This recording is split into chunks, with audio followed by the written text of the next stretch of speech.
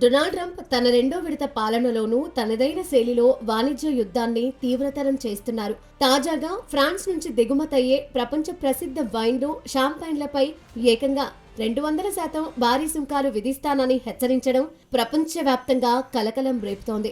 గాజాలో శాంతి స్థాపన కోసం ట్రంప్ ప్రతిపాదించిన బోర్డ్ ఆఫ్ పీస్ లో చేరాలన్న ఆహ్వానాన్ని ఫ్రాన్స్ అధ్యక్షుడు ఇమాన్యుయల్ మేక్రాన్ తిరస్కరించడమే ఈ తీవ్ర నిర్ణయానికి ప్రధాన కారణమని తెలుస్తోంది.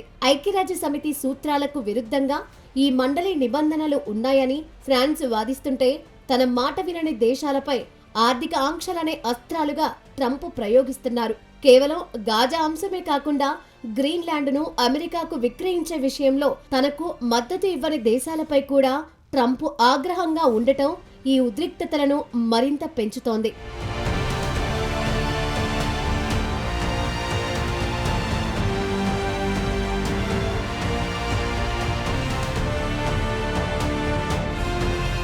ఈ పరిణామాలు కేవలం ఒక ప్రకటనకే పరిమితం కాకుండా తీవ్ర ఆర్థిక విశ్లేషణలకు దారితీస్తున్నాయి. అమెరికా మార్కెట్లో ఫ్రాన్స్ వైన్లకు ఉన్న డిమాండ్ దృష్ట్యా 200% సుంకం విధిస్తే ఆ ఉత్పత్తుల ధరలు సామాన్యులకు అందనంత స్థాయికి చేరుకుంటాయి. ఇది ఫ్రాన్స్ ఎగుమతి రంగానికి చావుదెబ్బ వంటిదని ఆ దేశ ఎగుమతిదారుల సమాఖ్య ఆందోళన వ్యక్తం చేస్తోంది. మరోవైపు మేక్రాన్ దీనిపై స్పందిస్తూ యూరోపియన్ యూనియన్ వద్ద ఉన్న ట్రేడ్ బజూకా అనే శక్తివంతమైన ఆర్థిక ఆయుధాన్ని బయటకు తీస్తామని హెచ్చరించారు. ఈ సాధనం ద్వారా సభ్య దేశాలపై ఆర్థిక ఒత్తిడి తెచ్చే దేశాల పెట్టుబడులు, డిజిటల్ సేవలు, ఇతర ఉత్పత్తులపై EU సమిష్టిగా ఆంక్షలు విధించొచ్చు. దీనివల్ల అమెరికా టెక్ దిగ్గజాలు, విమానయాన రంగంపై ప్రతికూల ప్రభావం పడే అవకాశం ఉంది.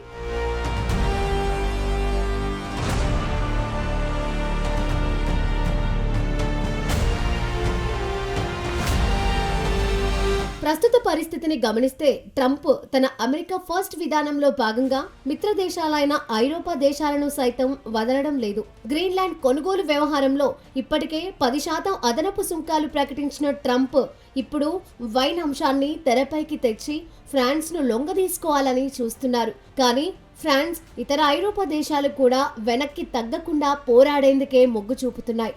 ఇది అగ్రరాజ్యాల మధ్య పూర్తిస్థాయి వాణిజ్య యుద్ధానికి దారి తీసేలా కనిపిస్తోంది. ఇరాన్, సిరియా వంటి అంతర్జాతీయ భౌగోళిక రాజకీయాల విషయంలో ఫ్రాన్స్, అమెరికా మధ్య కొంత ఏకాభిప్రాయం ఉన్నప్పటికీ వాణిజ్యం మరియు ప్రాదేశిక సమగ్రత విషయంలో మాత్రం ఇరు దేశాల మధ్య అగాధం పెరుగుతోంది.